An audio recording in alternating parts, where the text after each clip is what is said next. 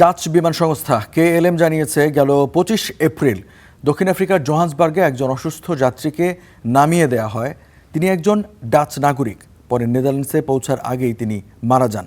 তার সংস্পর্শে আসা একজন ফ্লাইট অ্যাটেন্ডেন্টসের মধ্যেও হান্টা ভাইরাসের উপসর্গ দেখা দিয়েছে।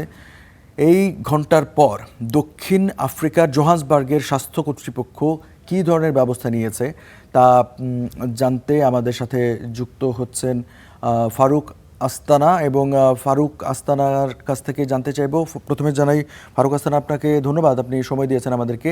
এবং আপনার কাছ থেকে জানতে চাইব ডাচ যাত্রী এবং একজন বিমান অ্যাটেন্ডেন্সের সবশেষ পরিস্থিতিটা কি, এবং এক্ষেত্রে কোভিডের মতো করে আইসোলেশনের ব্যবস্থা রাখা হয়েছে কিনা সেখানে একটু বিস্তারিত জানাবেন।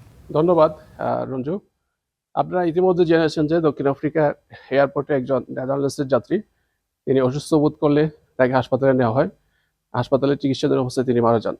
এই ঘটনার পরে দক্ষিণ আফ্রিকা জুড়ে একটি আতঙ্ক ছড়িয়ে পড়ে। আতঙ্ক ছড়িয়ে যাওয়ার পরে দক্ষিণ আফ্রিকার স্বাস্থ্য বিভাগ এ বিষয়ে একটি বিবৃতি দিয়েছে। বিবৃতি দিয়ে তারা দক্ষিণ আফ্রিকার জনগণকে শান্ত থাকার এবং আতঙ্কিত না হওয়ার জন্য অনুরোধ করেছেন।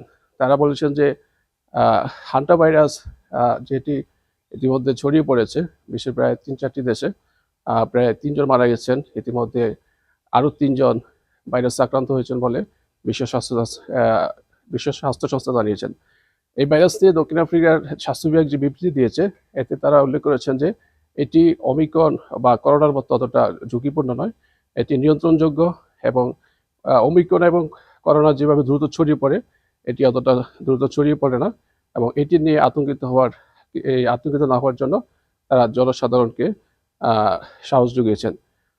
রঞ্জু, এইদিকে বিশেষ করে দক্ষিণ আফ্রিকার কর্তৃপক্ষ তারা জানিয়েছেন যে বিশ্ব স্বাস্থ্য সংস্থার সাথে তারা যোগাযোগ রক্ষা করে চলছেন এবং ইতিমধ্যে পরিস্থিতি কোন দিকে যাচ্ছে এবং ওই যাত্রীর আশেপাশে যারা ছিলেন তাদেরকেও তারা পর্যবেক্ষণে রেখেছেন।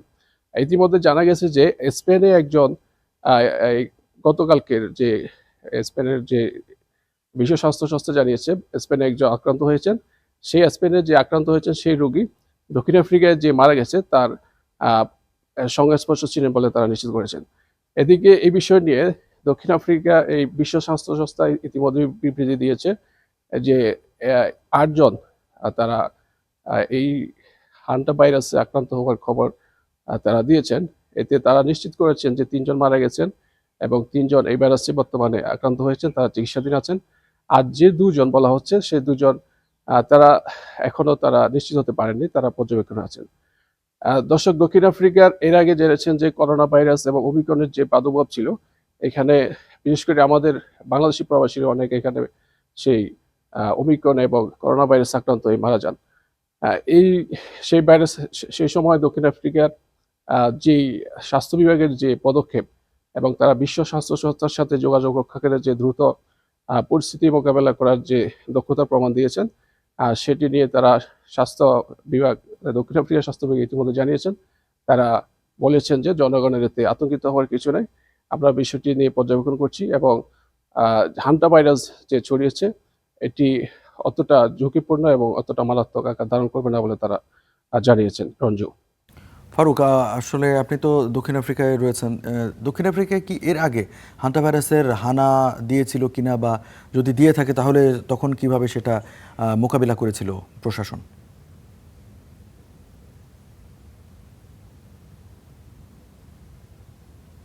হান্টা ভাইরাসের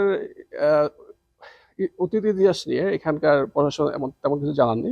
তারা বর্তমানে যে পরিস্থিতি জানিয়েছেন তারা বিশেষ করে জোহান্সবার্গ হাসপাতালে তারা খুবই ভালো চিকিৎসা দেন এবং তারা যে চিকিৎসা এখানকার যে বিশেষজ্ঞ চিকিৎসকদের যে প্যানেল তারা এই বিষয়টি নিয়ে তারা ইতিমধ্যেই তারা স্বাস্থ্য বিভাগের সাথে আয়োজনে তারা বিষয়টি নিয়ে আলোচনা করেছেন।